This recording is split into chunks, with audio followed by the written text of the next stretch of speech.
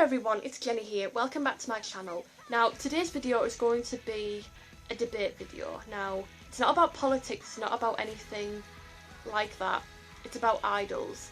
Now, as you know, the one main rule of an idol is that they are not allowed to date. And if they get caught with any male company, they do get scrutinised by the media.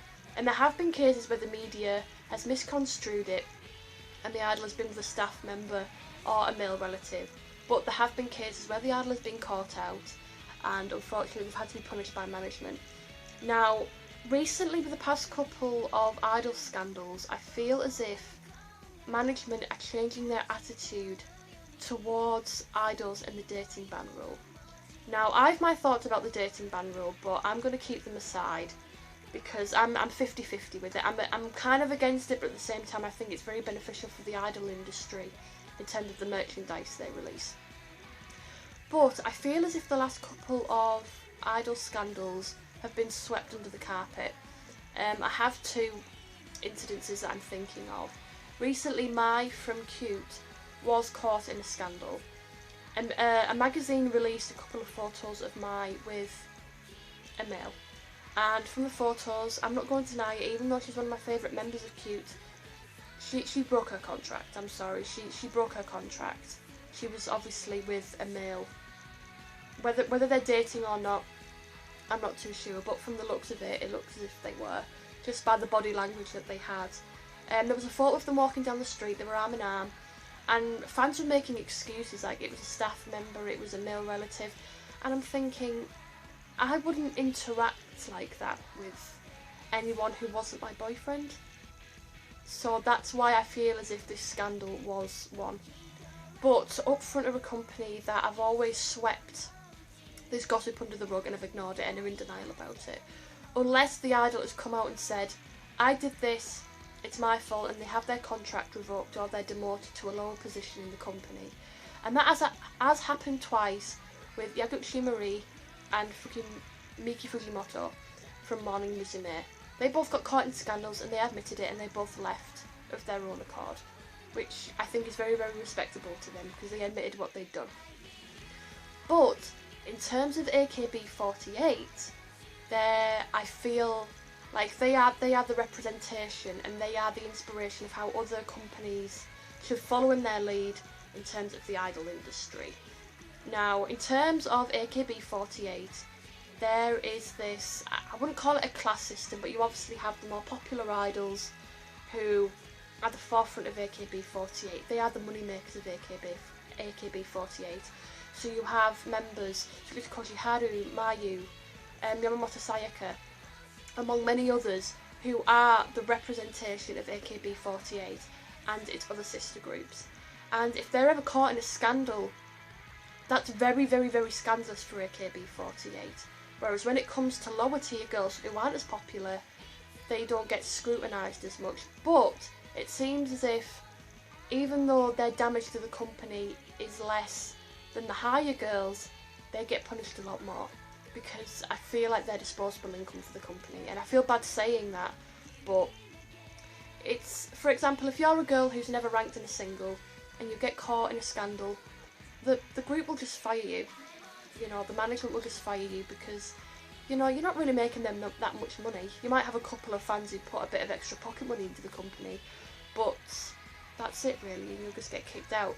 Whereas when it comes to members such as Mayu, if they were caught in a scandal, that would make national news. This is the difference between the popularity of the members and how much influence they have in terms of the media. So if a member like Mayu was caught, the company would have to do something, which they have done in the past.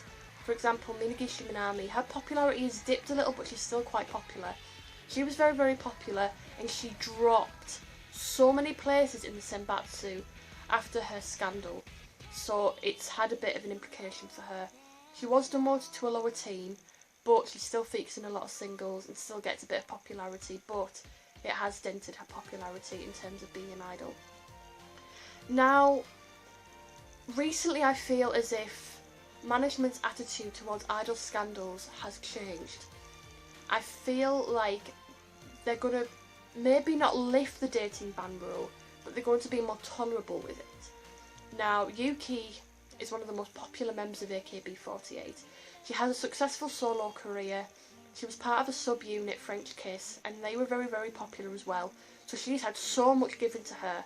So I don't know how much money she's made in terms of being an AKB48 member.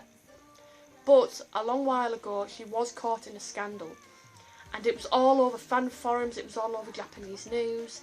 And the photos were very, very incriminating. She couldn't deny it. You know, so it was a scandal. But management, Yuki, nobody from AKB48 said a thing. Nothing. When usually management would come out with a statement to defend the idol and then the media would leave it. But management didn't say a word. And the magazine did threaten to release more photos, but at the same time, I feel like they didn't really have a leg to stand on, so it got swept under the carpet. But she received no punishment whatsoever. None whatsoever. She's just continuing with her solo career. She's had a solo tour actually. So she's had no punishment whatsoever, which is a great thing because, you know, idols are entitled to date who they want because they are humans at the end of the day. But I feel if more scandals are coming to light, I feel like management's just going to sweep it under the carpet and ignore it. So even though it's still an unspoken rule, I feel like management are probably going to ignore it. Like, oh, we don't really need to deal with that. But I feel as if fans are still going to have that rule ingrained in their minds, and they're going to be the final people to have their say on whether the idol is going to be popular after their scandal or not. Now, I know Sashi Hararino was in a big scandal when she was in AKB48 and she got demoted to HKT48, but after that she won the Senbatsu. So it does show how the dating rule is kind of fading away, and I think it will fade away at some point. But even if the business doesn't have the no dating rule anymore, the fans are still going to have that ingrained in their mind, and they're still going to have that as a standard for idols to follow, especially the male fans. For me, if an idol breaks a rule, whether it depends on the rule, then I can forgive the idol, but in terms of male fans, they're less forgiving, and they are the main income of idol groups. Because even though idol groups have been getting more female fans recently, they still have a large percentage of male fans putting money into their pockets. So if they are not happy with their idols, they will go somewhere else. So yeah, that's how I think about the non-dating rule. I feel it's going to fade away into obscurity in the next couple of years. But what do you guys think? Do you still think that the... But what do you guys think? Do you still think... What do you guys think? Do you still think that the dating rule is going to be still going to be there in the Japanese music industry? Or do you think it's going to fade away in terms of the changing attitudes towards the rule? Please let me know in the comments below. I really love having discussions like this with you guys because I find it very, very fascinating. But please let me know what you think in the comments below, and I will see you guys in another video. Bye!